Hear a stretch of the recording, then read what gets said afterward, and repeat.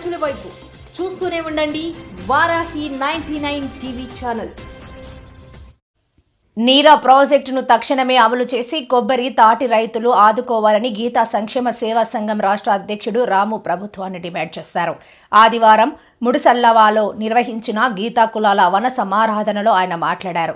గీతా కార్మికులకు పెన్షన్, 10 లక్షల ప్రమాద బీమా, వృత్తి విరామ సమయంలో జీవన భృతి కల్పించాలని కోరారు. అందరికీ నమస్కారం.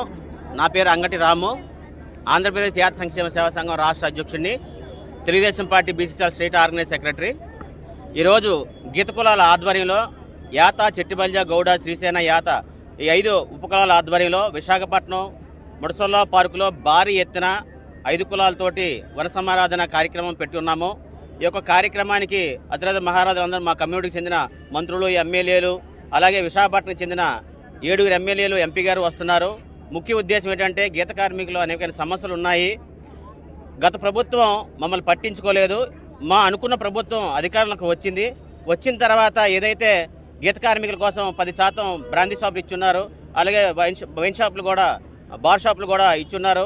అలాగే నారా లోకేష్ బాబు గారు మా కోసం, మా గీత కార్మికుల అభివృద్ధి కోసం నీరా ప్రాజెక్ట్ని ఇస్తామని తెలియజేశారు. ఆ యొక్క నీరా ప్రాజెక్ట్ వచ్చినట్లయితే మా గీత కార్మికుల ఆత్మగౌరవం నిలబడుతుంది. మహిళలు చాలా ఇబ్బంది పడుతున్నారు. కాబట్టి గౌరవంగా బ్రతకడానికి, ఆర్థికంగా, సామాజికంగా ఎదుగుదల కోసం ఈ నీరా ప్రాజెక్ట్ అనేది ఉపయోగపడుతుంది.